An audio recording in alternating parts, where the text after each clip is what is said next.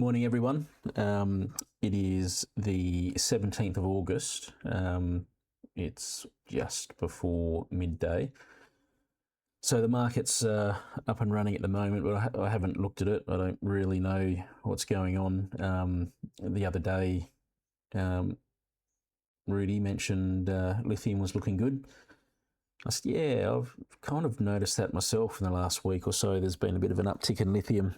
So what I thought I'd do is just quickly do a search for lithium on the ASX, and that gave me 52 results. I've been through and just looking at the graphs, just killed ones that looked really bad, and just thought I'd quickly run through them. Obviously, we've got ACDC, Thunderstruck. Right, so we've got ACDC, which is it's a battery tech ETF, and what I quite look a bit like about that is obviously I love my gaps. There's a gap there. It's been pretty low. Was last that I feel there's a little bit of an interesting position here too. Tiny little gap. How's that line up? Yeah. And you just spotted that. Let's have a quick look just for shits and giggles. It's just an interesting little spot there with a little bit of structure. So when it's moving straight up or straight down, there's not much structure, but when you get a little bit of sideways or a little bit of pullback, that creates an interesting little, I guess, resistance. There's a little bit of resistance there, and it did come down to that point. You do see that in a lot of charts. If you're on a downtrend, what I usually do is look to the left and see if I can find something like that. So obviously we went up, and then we went sideways for, it was only just 4 days there. And then we resumed going back up. So yeah, that creates just this nice little pickup. I'll show you. There is actually one on the Qs, which I thought was, I did have it marked up on the Qs. I've got distracted already. I didn't even get past the first ticker. Just on the Qs, I've got a couple of charts for the Qs. This one here, I think. So on the Qs here, you can see again, there was just over on this side, there was this little bit of structure, and I was shorting it at the time, and I've picked basically this trend line and this little bit of structure. I mean, you know what? It's a real interesting point here where there's a bit of a convergence between both those lines. And when we're heading down, you know, you're not knowing much about it. Sure enough, we hit here, and on this day, if you look at the lower time frames, it really hung up in this spot. Now, that was the trend line moving down, and also this bit of structure here. And when they both converge, I kind of thought that's a really strong line. And just for interest's sake on the Qs, I had these bits lined up as a area of really strong support. So my way of thinking was, after we shot up and we leapfrogged over this trend line, I was pretty sure that if we came down, we weren't going to go much further than this. We had a gap close there, which provides good resistance. That red line there was the 618 retrace from the low to the high. So I thought, well, I might come back and hit the 618, which is pretty close to the gap fill. And we also had this downward sloping trend line, which we jumped over, which then would act as resistance. And all of those were coming into this same inflection point here, which told me that that would be a pretty strong spot. If it came down here, I had a large portion of my portfolio, which I was going to whack onto it if we touched that. What it does after that, I don't really know. It's a little bit weaker this further out, but you still got these lines. You could extend them out further. It's just looking. That's pretty interesting. That's because I've got that there. I thought that was a price for a second. I was going to say it's interesting. It's 618 and a 618. That's where I put my whatchamacallit, Fibonacci. So yeah, and then you've got that bit there.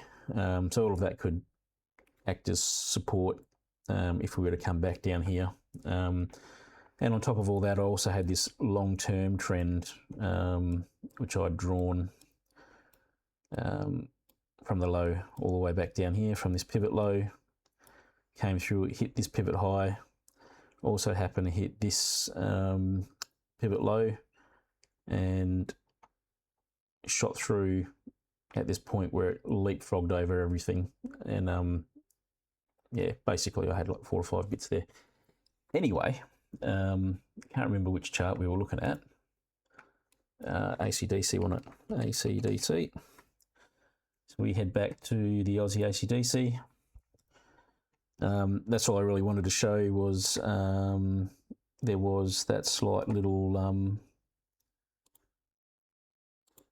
hiccup, which I think was here, which also coincides down here with about where it got to and bounced off.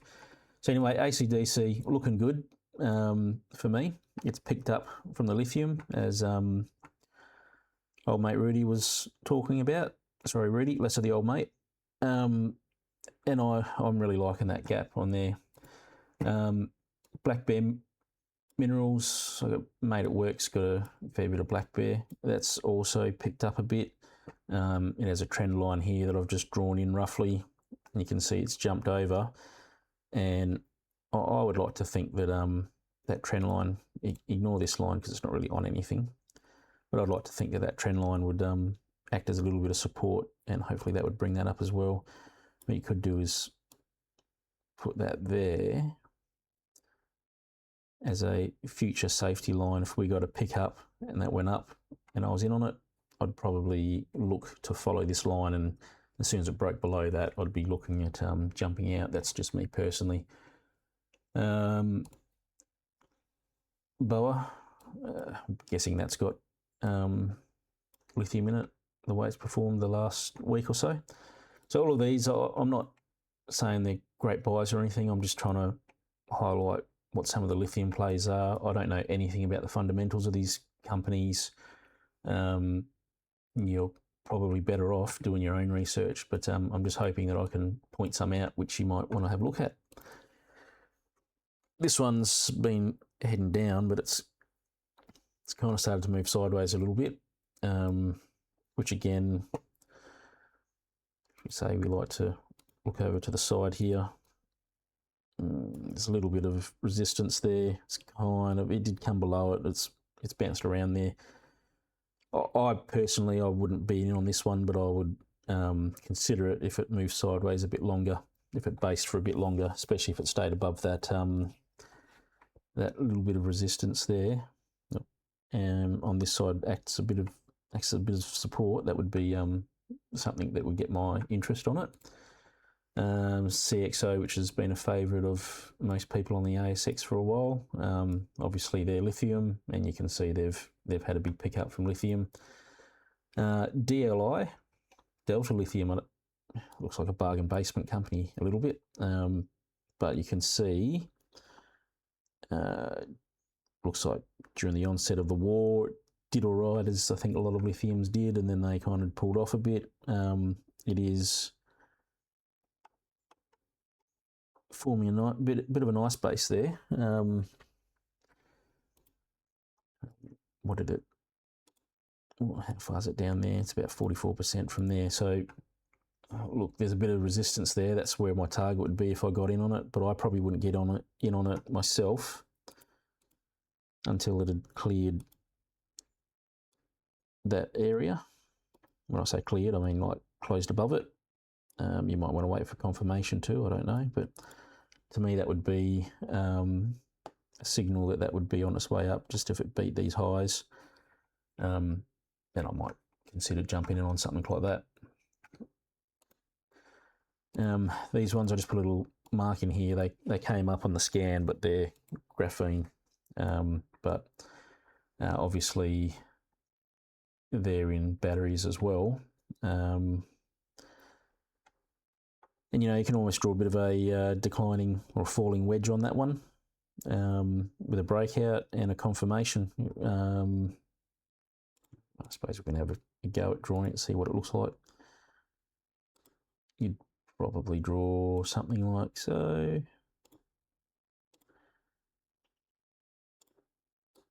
So that's looking pretty good there. I struggle with the falling wedges. I struggle on setting a target for them, but I guess you'd look for something that was up around its most traded zone, which would be about there. Not sure what it's doing today. It's looking fairly decent though, just from this graph. Obviously today's not closed, so I don't have this full candle yet, and I'm reluctant to go and look at the ASX to see what it's doing, because that makes me a bit biased when I'm looking at my bits and pieces. I like to look at just the end of the day. But yeah, you're looking at like around 30% there. Do you like my new eye tool? I've made some changes to it. I thought having the difference between the 2 points and the negative was a little bit confusing. So what I've done is I've gotten rid of that, and I've just gone from point A to point B. So if I want one to show the negative, I start from the top first and come down. I've added a couple of little grabby handles on it so I can move it around, extend out the eye, move it across, extend the eyes out. That's just a little bit of something I was mucking around with. But yeah, that one, oh, still a little bit buggy. There we go. That one's not a bad looking one, EGR. Mainly graphene though. I don't think they've got any lithium. I haven't really looked at that yet. But that's a very strong trading zone along here. That's where it wants to be. You can see it's popped out of there and it's come back down and it's traded on that zone where it was previously. This time it's dropped down, jumped back up, and now it's dropped down. To me, it's looking like it wants to go back up there, and it's a nice falling wedge. There's a graphene one. This is the one that I was thinking of when Rudy made his comments about lithium looking good. I'd known. I did actually see this one on one of my scans, and I did go through and applied a few SMC concepts to it, which is just a technique I've stolen from currency traders a little bit. I really like the idea. Basically, all it is as you travel up and then you have a pullback, as soon as you break that previous high, you call that a break of structure, and then you pull off the low, you pull that line out, and if you break below that line, you then call it a change of character. And that's a really decent way, I think, to decide which way the market is going. On the longer time frames, obviously that's like if you were to put that onto a weekly time frame, it looks a bit better. You can sort of see it a bit better. And on a weekly time frame, you'd say it's not really changed. Back to the daily though. And look, I don't really know if I've got the full SMC concepts correct. But up the top here, I kind of called this a break of structure. And I don't really know whether that's a break of structure or not. All this was done in hindsight as well. I didn't do this as it was live. I've come back and looked at it and tried to apply the concepts in retrospect. So again, it's been traveling up. It's had a pullback and it has broken that previous high. So I've called that a break of structure, and this would be your protected low. And as soon as you close below your protected low, that's when you say, okay, I've now gone into a bearish change of character. And generally what the currency traders tend to do is they wait for it to come down to a low and start to head back up. They draw a bit of a Fibonacci retrace, which I'm really liking this too, because it does tend to work from what I've seen. So you draw a Fibonacci retrace from your high down to where your low was, and then you look for anything above 50 to short it, but you're ideally looking for something inside the 618, 786 zone. They call this your, I can't remember what you call it. It's your ideal place to buy stuff. Now, what you would see in this zone is two things. One of them is this massive candle where it ran straight up, and that creates a bit of an inefficiency. It's better if it was stepping, then you know that most of the orders in that area have been hit. But in this case, it dropped down and that bounced up above that. So all the orders in the middle got missed. And then what's obvious is there's a bit of a gap down. So there's a gap close here as well. So again, you've missed those orders a second time. So in that 618, 786, yes, you'd be looking to buy in this zone or to get some short options, which meant you would have been shorting it around here. Now, if you were to short that up there and it then comes up and breaks that high, you're out by 7%-ish, which is a lot better than if you detect it's dropping and you jump in on the short down here, or down here somewhere, and then you break the high, you'd be like 30% out. Well, actually, I should draw it the other way around because it's not actually 7%. Would have been something like that. Well, roughly the same anyway, 7%. 30.67 from there, you would have been, if you were to buy down here somewhere, like 23%. So you could have lost 23% if it was to break that high and continue up. Because if it was to do that, it's no longer a change of character. It's just like a false change of character. So yeah, you want to look for from the high to the low, look for something between the 618 and the 786. And here we see this really nice juicy zone there. So yes, you would, anything above 50, you'd want to short. But because you'd see this big gap, you'd go, well, I'm going to wait until I come and fill that gap. And I would have looked to fill that gap if I was there. That's roughly where I would have shorted it if I was looking to short it. That's just a little bit of the SMC concepts. Sorry, I do get distracted quite a lot. Get rid of those for now. So yeah, applying those SMC concepts to this, basically when you're heading down, these break of structures, they get reversed. So it's down and that's a pullback. Imagine if you flipped it over and then we've broken the structure again, gone down, we've gone back up, we've broken structure again, so it's still not a change of character yet.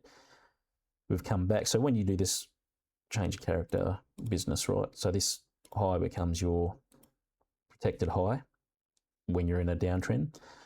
So you've gone here, you've come back down. If this was to come up and break that, you go, right, we've changed character again, we're heading back up. But because it hasn't, it's only gone to here and come back down and then broken the structure again, we now say that this is your protected high. So you draw the high from that point straight across, and we've gone down, broken up, still haven't, and you know, seasoned traders will start to say that and say, oh yeah, you're just making lower highs. But this is a technical way to inform that decision on whether you have broken the former high or not. So to call that a high, you need to break the structure. And we continue down. You can see that the break of structures are getting smaller and smaller and smaller too, which I don't know whether that's an indication of anything, but it kind of leads you to think that you could be coming to a change. I don't know. I don't know that much about the SMC style things yet. But break a structure, tiny break of structure, and that becomes your last protected high. You may even be able to call that a break of structure, but it's pretty hard to call that a break of structure. It's only one candle, you know. So yeah, it's a tiny little pullback, I guess. But I would never have called that a break of structure, I don't think. If anything, I would have just called this a break of structure. That would have been my protected high. And when this candle closed above your previous, that break of structure then gets called change of character. So these are all BOS, BOS, BOS, BOS, or break of structure all the way down. Protected high, protected high, protected high, protected high. And as soon as we break that protected high, it now becomes a change of structure and you head into what they now say is a bullish trend. And what the currency traders tend to do is they will pull a fib, which I did already do. Basically, they will pull a fib. Oh, sorry, forgot I had the tool there. Let's flip it over. Where are we? We go from the high, pull a Fibonacci, and they would be looking for a pullback, which hasn't happened yet. So these lines are incorrect. It's still moving up, but if that was to, I don't know what's happening today, but if that was to start pulling back, I'd be drawing a fib and looking to get in somewhere around the 618, or at the very least the 50. So pull back, you really want to hit this 50. But if there's anything in this zone, and if you have a look, there is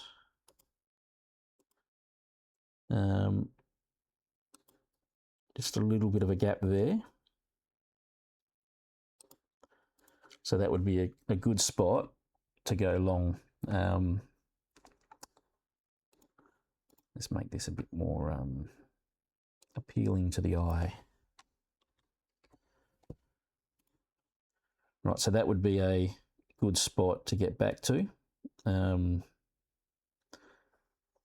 move that out of the way. Let's get rid of these 618 lines. So if that was breaking down today, I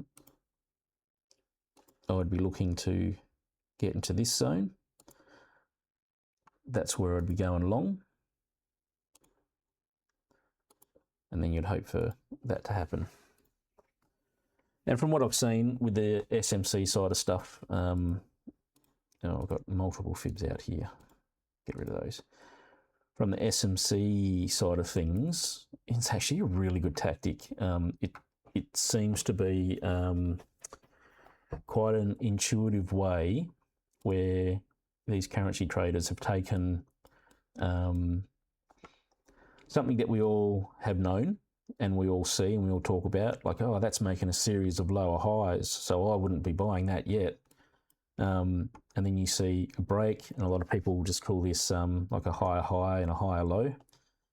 But what that is a way to technically describe it, which I quite like. It gives you a rule set to follow. I don't know if there's any rules on what dictates a pullback, whether you'd count that as a pullback. Some people might not. They might only count this as a pullback, and they might be waiting for this to close above that line, and then they will start looking for the pullback. I'm not sure. But to me, I kind of reckon that's a little bit of a pullback. So I've called that one, and then I'd call that a change of character. So yeah, that's an interesting little take on SMC, which I'm quite liking the looks at, and because it's given me a set of rules to follow, I feel like I can program that so I can start to say things like, I don't know, look for a swing high. I've got some code that shows a swing high. So find a swing high or a swing low. I have code for that. And I can then look at that swing high and say how much is the low from the high, the previous high, something like that. I can start putting in some code, and then I can just set that as a variable. That point there becomes my protected low, and then I say, well, once the close happens, and now the graph can start going up and down all over the place, can move sideways, and as soon as it closes below that low, that becomes the breaker structure. So if you have a look back here, we had an up, we came back down. That obviously didn't break the structure yet. If this had come up and broken that line, well, then this would be classed as the protected low. But because it didn't break that line, it actually went lower here and then broke the line up here, this becomes the protected low. Went up, and look, it's a bit dodgy up here, and I did do it after the fact.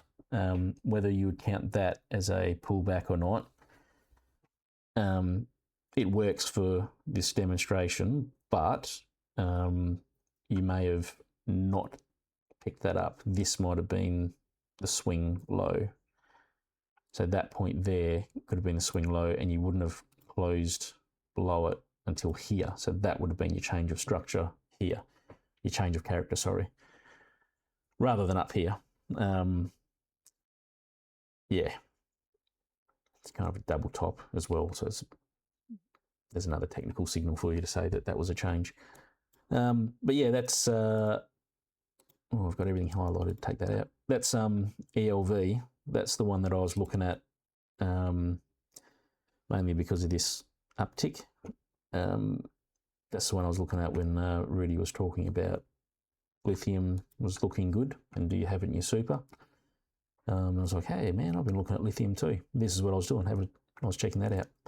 But moving on, EMH, European Metal Holdings, you can see that's had a little bit of a lift. EUR, again, European Lithium, they've had that bit of a lithium kick. Global Lithium Resources, how global are they? I don't know. Look, they had these higher lows, and it's had a massive lithium kick. So some of these lithium plays have had a huge kick, and others have a little kick, and some haven't even moved at all. So I'm feeling like maybe some of those ones that haven't moved at all yet, they haven't quite got the kick that the rest have gotten so far, and they may come up. Gallon Lithium. This is another little tool I added. I got quite jealous of everyone's elliptical lines. I didn't have any elliptical lines, so I had to make one. I've kind of used the ellipse, cut it in half, done some coding on it. So yeah, got a couple of handles there. I've got the obviously the width and the depth. So that's just something I was working on. And the diamond in case you want to move it around.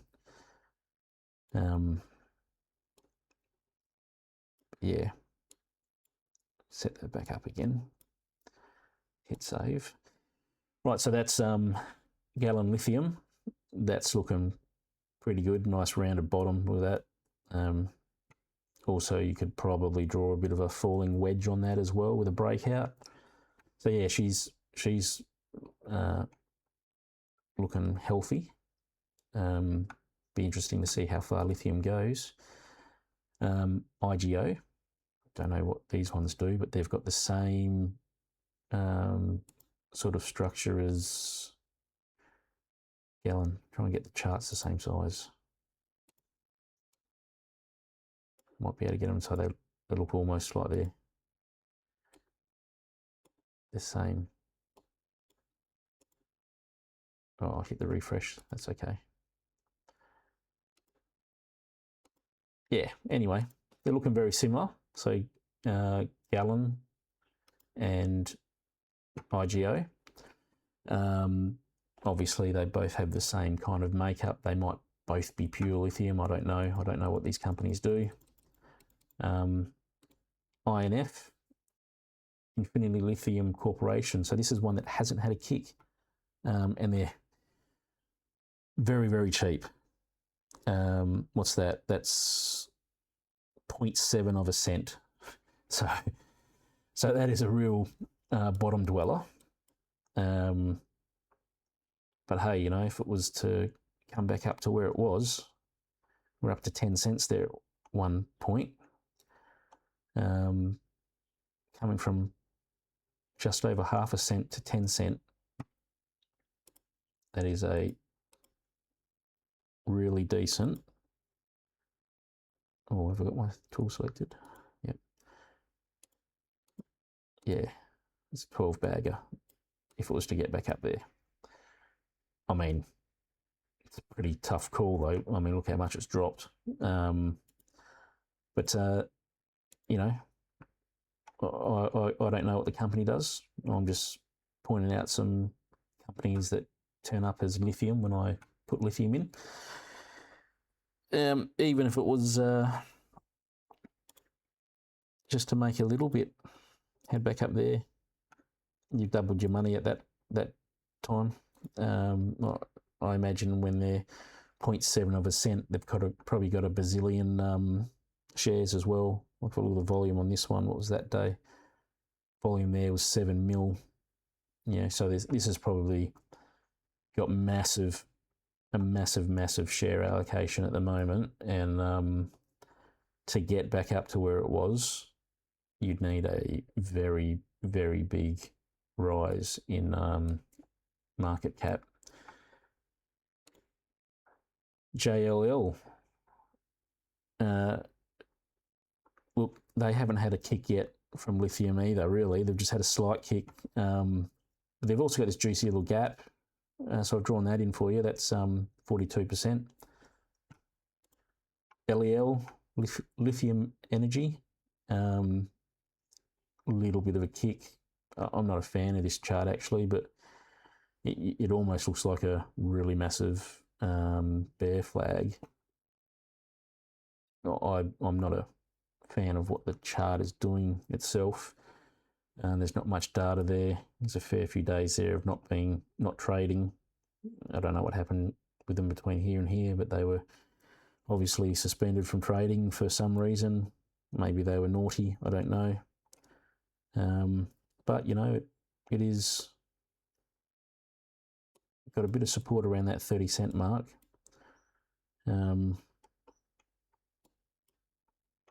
Which is roughly where they are. So they haven't really been much cheaper.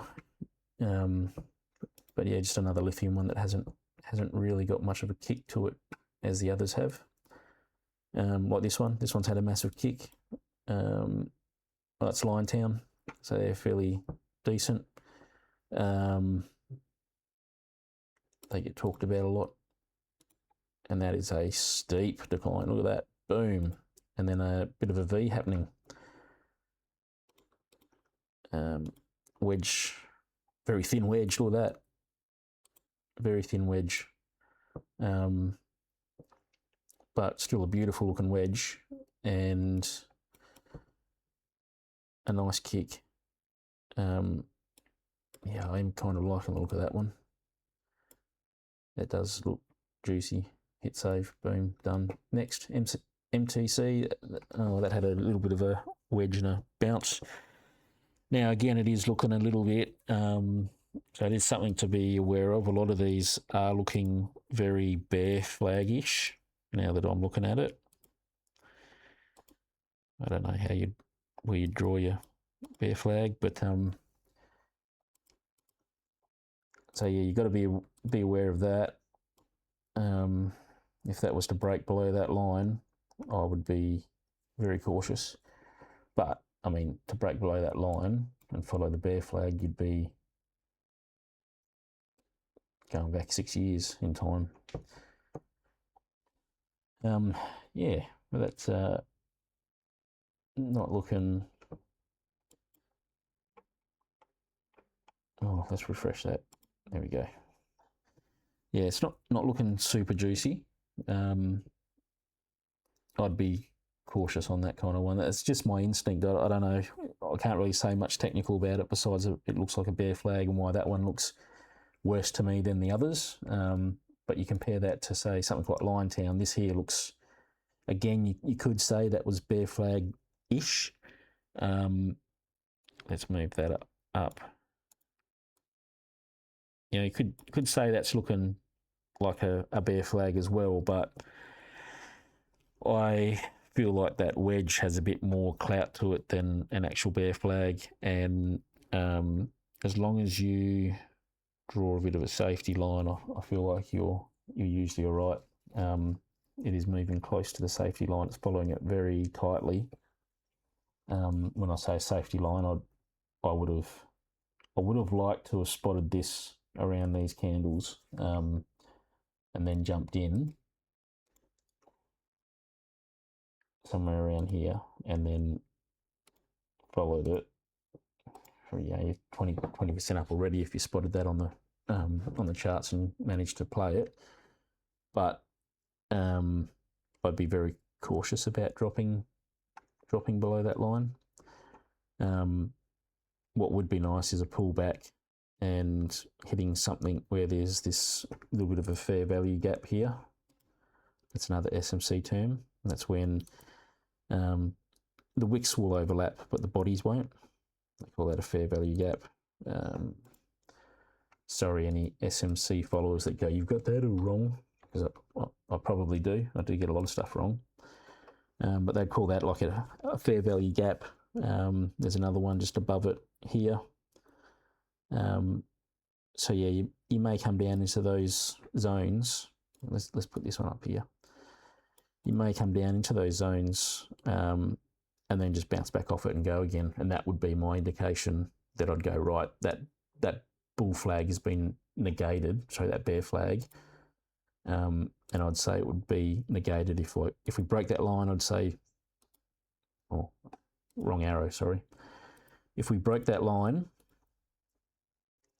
I would say bear flag's on. I wouldn't touch it.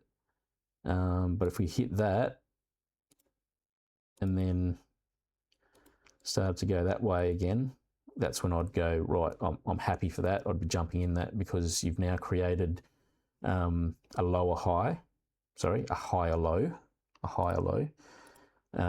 You've filled this fair value gap and bounced off it. And that there would be my signal that, yep, I'm willing to jump in that now, because when you break that, you've kind of broken the bear flag. If that continued down past those gaps, and especially past that low, you want to make sure you're not in it, because you'd be looking to go quite low. But yeah, that's just my take on that chart setup. Make with that what you will, but that's just me trying to apply multiple concepts. We've got the falling wedge, we've got the SMC concepts with the fair value gap, bull flag, another technical signal, higher high, higher lows. Yeah, I mix them all up a little bit and throw them all in there. I think they've all got good value. And what you find is I really am enjoying reading up the SMC side of things, but also, as well as that, you find that they do actually all knit together and show the same things. Someone from the SMC, like a currency trader, would look at this and go, yep, that's quite obvious. Like if that was to play out, they'd go, that's quite obvious. It's filled that fair value gap and it's bounced off it. And that is a bullish signal, and I'm in it. Whereas someone else might say, I'm not worried about the fair value gap.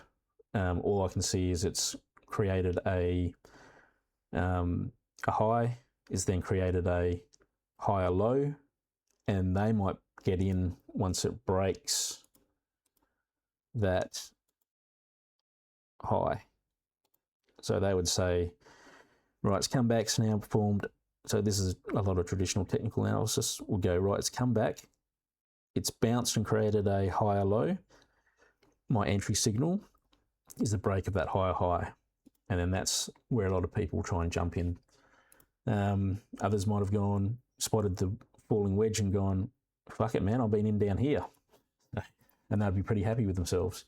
They might not be so happy with themselves when this starts backing down. They'll be second guessing. If they've only just jumped off on the wedge, they might see this decline, panic and sell. And that's fine. That's fine, because they might buy again when it comes back up. Anyway, that's a bit of technical analysis from 2 or 3 different schools of thought, all pointing to the same thing, which is what I like about the different forms of technical analysis. They all point to the same thing most of the time. We looked at that one. OCN. Yeah, another one that's got a pick from the lithium little boost, and there's a nice high there. And again, that might be a case of when you break that high and you close above it, that's a good sign. And you might pick, say, that gap close. It's a 16% there. And you might hold. Well, the thing is, like I say, I like these gaps, and I like the gap close. If you come up and close the gap, all that might happen is you might just bring your stop up, and you might bring your stop up, I don't know, 5-10% below it or something like that, depending on how you're feeling. And if it retraces and looks like it's just going to bounce off that gap and head back down again, you might sell out of it. And if it continues up, well, then you just keep raising your stop. But that does have a very, very strong previous line of support right there, which may act as a bit of resistance for this one. Odie. Yeah, those ones haven't really had much of a kick. A little bit of a descending trend line there. It's not really much to like about that chart, really. Nothing to get excited about anyway. It could go up, could go down. It's nothing to get excited about. It just turned up on the lithium scan. PFE, looks like it's kind of basing a little bit there. It's pretty cheap stock. Oh, and it's called Pantera Lithium. So Pantera, if you're a heavy metal fan, perfect. Yeah, again, there's not really much on that chart. PL3, it's got a bit of a gap there. Don't know what that's doing today. Patagonia Lithium, what's this gap at? Let's have a look. 20% gap, that's pretty decent. Considering that lithium itself, quite a few of them are getting a good kick. That one might be worth jumping in just for that jump from 10 cents to 12 cents. I'm not sure what it's at today. Give me 2 seconds. I'm going to have a look at it.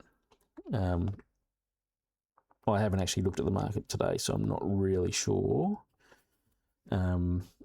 what's happened. So what are we? PL3. I'm just looking it up on my phone. Oh, no, she's down 0.09 at the moment. So, well, it's down 2%. Yeah, look, it's down to 0.098, which would put it, where's that? Oh, I need more accuracy on that. Let's do something like that. If we go, it's probably, that's 9.5, 9.8 would be around there somewhere. It's rounding up to 10, but that's fine. Look, it's heading down. That there could probably be a nice entry point at 9 cents if it was to get there. We've got a gap on the other side. Did we close it? We kind of look like we may have. Yeah, I'm going to say that's closed. So yeah, we've swept down at this point, closed that gap to negate that. There is another gap below it. You've got to be aware of that too. But yeah, for me, if that came down and rode along that 9 cent for a bit, I'd be happy to jump in on that, try and grab maybe slightly more than 20%. What would you be from 9 up to there? You're probably looking at around 32%. That would be a juicy little gap fill. I do like the gap fills, they are good. PLS, that one is quite a popular one for most people. That's had the kick from the lithium. This here is, you know, if you were a currency trader, an SMC trader, you would be looking at that point and saying that there is your protected high.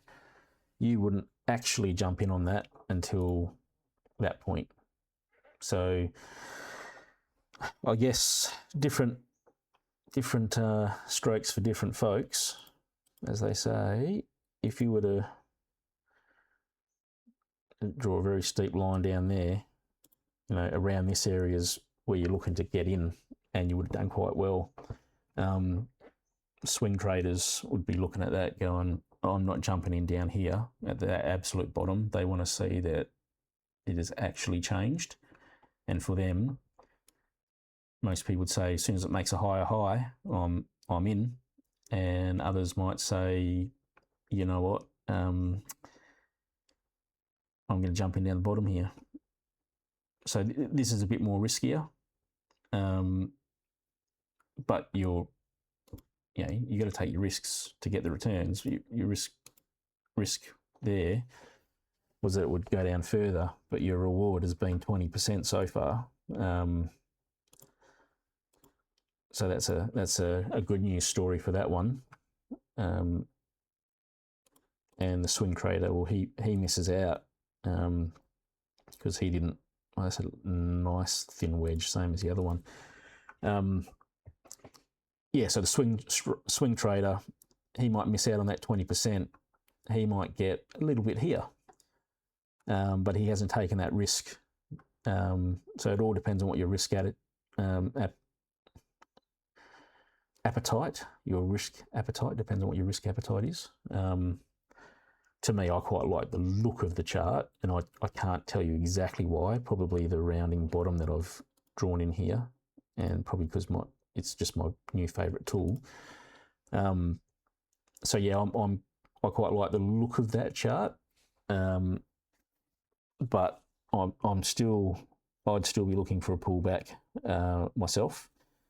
I'd be looking for that to come back wherever, and you can't really tell wherever until that hits a high and starts its pullback, and that's when I'd draw out my Fibonacci and try and catch it on the a bit of a retrace. PUR, Pursuit Minerals. Yeah, there's not really much I can say about them. They just turned up in the lithium scan as well. RGL. It's a basement bottom stock as well, a bit cheaper. Don't really know what you can say about that. It's a little bit cup and handle-ish like, if you were that way inclined. You'd probably just be waiting for a breakout out of that. It is, the cup and handles, I don't like them being formed at the bottom. What I like, and I can kind of almost draw it a little bit now, is an uptrend, then a cup,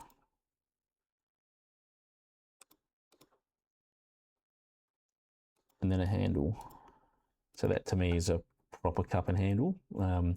Ones that are going up, then we pull back, we hit the same price again, or roughly thereabouts, and then have a pullback, and then you want to be looking to load up once that handle breaks out, and then that's your continuation pattern. Others might see the same kind of formation as a bit of a double top, so they might not be willing to jump in if they see two tops, but you look at it over a longer period, like between here and here, you kind of want to see that over months or weeks at least. But if they're close together, that's when I tend to go, that's more of a double top than a cup and handle. Again, if they're close together and they're short, you may still have it. But the idea is that you don't go in until you see that break, and the handle, definitely you'll want to find the handle to be about 50% or about 50% or less of the cup. You don't want it to go all the way down to the base of the cup. That tends to not be that great either. Anyway, that's I don't have to worry about deleting it all because I don't have my autosave on, so it'll disappear when I close the chart. So yeah, that's what's that one called? Venus Metals. Oh, sorry, I've clicked off it. I think, was that PLS? We looked at that one. And then there was that one, which wasn't much. RGL, which was that one. Yeah, and if I refresh it, all that drawing will disappear. Yep, so that's RGL. RMX, Red Mountain Mining. They are very wedge-like. They turned up in my Lithium Search. Don't know how much lithium they have as opposed to other things. A little bit of a wedge. She's right down here at 1 cent, so she's pretty cheap. But it's only been up to like 4.5 cents by the looks of it, which is, you know, it's a lot when you're coming from 1 cent. But I imagine they've got a bazillion shares as well. Red Mountain Mining, what do they do? Solving the West's critical mineral problem. Okay. So it's a critical minerals. We've got WA. We're over here in the US. Antimony, gold. Yeah, they've got some gold in there, which is not a bad backup. I do like the ones that also have a little bit of gold, just because, you know, we all know what gold's doing, and that can always help boost your portfolio a little bit, and reduce the risk of going all in on a rare earths or a lithium miner. Have a little bit of gold in there as well, just helps the share price a little bit. Yeah, so they're not too bad. RMX, they could pop. St George Mining, I might as well have a look at them, see what they do. Critical Minerals again, Brazil, West Australia. Got a few little projects there. Don't know what the development cycle is like on them. They are a little bit beaten up down from that low, sorry. Had a massive shoot up here. If you bought back here, you would have been laughing. So yeah, they did really well. They've popped below that line of support, and it's not really acting as resistance either, but